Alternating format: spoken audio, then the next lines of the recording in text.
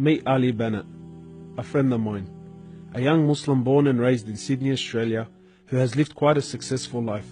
However, it was only recently that his life took a dramatic turn. This is Ali's story. Where are you at now with your life? What's happened to you? And at this point in my life, wallah, I've been gifted, alhamdulillah, by Allah, with cancer throughout my body, and I've changed my whole life to sort of helping people. Why do you call it a gift, Ali? And alhamdulillah, it's a gift because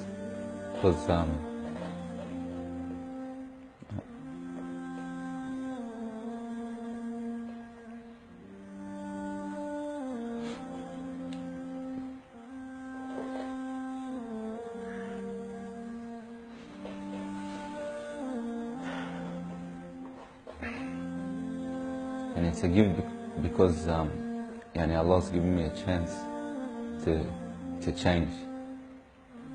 What has having cancer, what has it opened your eyes to? SubhanAllah, everything in life, even the smallest kid, like breathing fresh air.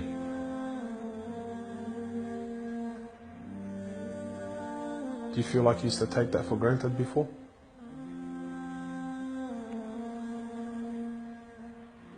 How long have you had cancer? 4 months now. Ali was diagnosed with stage 4 cancer and given only 7 months to live.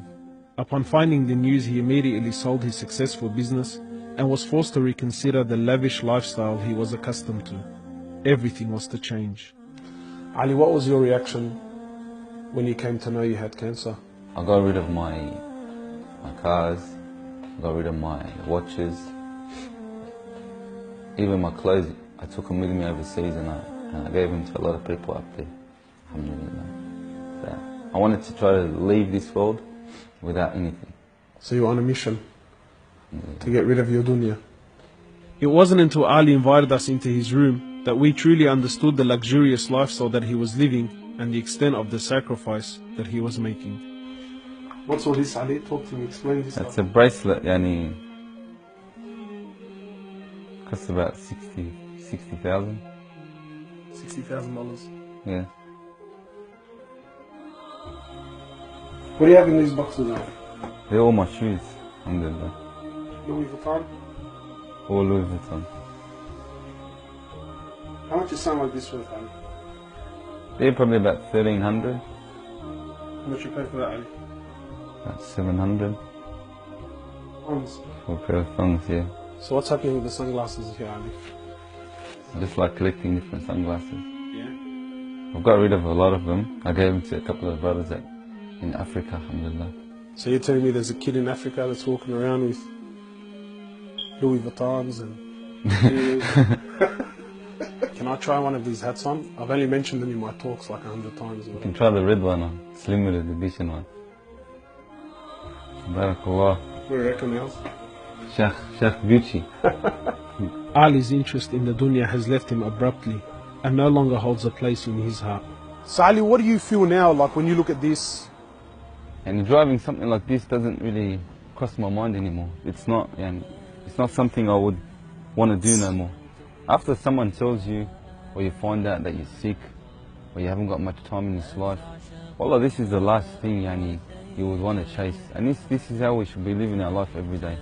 How like these people would love to be in it, people would love to own, people would love to drive it. Wallah, they're going for the wrong goals. And you realize that when you get sick, when someone tells you you haven't got long to live, you realize all this stuff does not benefit us in any way. So what's the value of this in your heart now?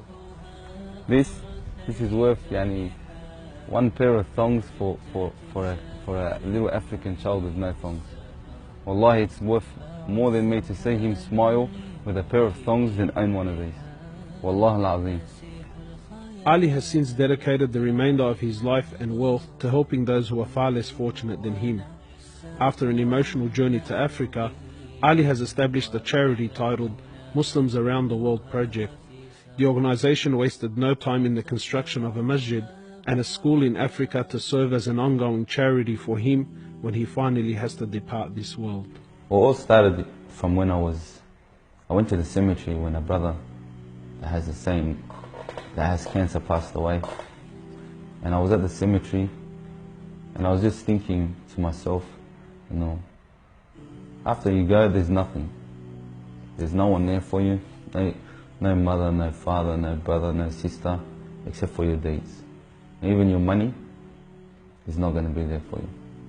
So the only thing that's going to be there for you is a sadaqah. And that's the only thing that's going to help you gradually through your time in the grave till you get to the ultimate destination.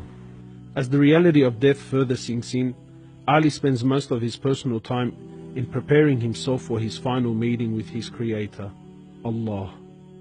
The Prophet of Allah says, sallallahu alaihi wasallam, more or less, he says, he who loves to meet Allah, Allah loves to meet him.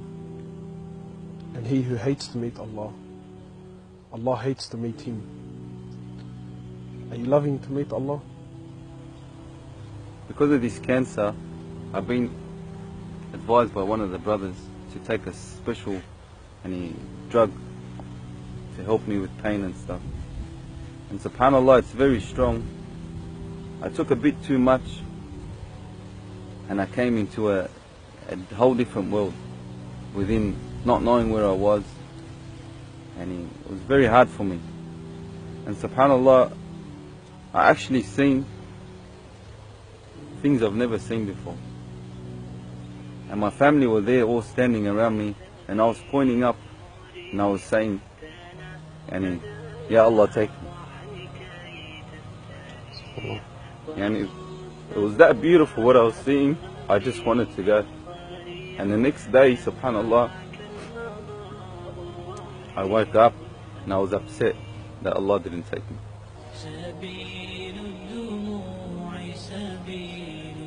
Well, I ask Allah subhanahu wa ta'ala to purify you and to give you shifa, to keep you around us for a long time. Allah, may Allah subhanahu wa ta'ala reward you.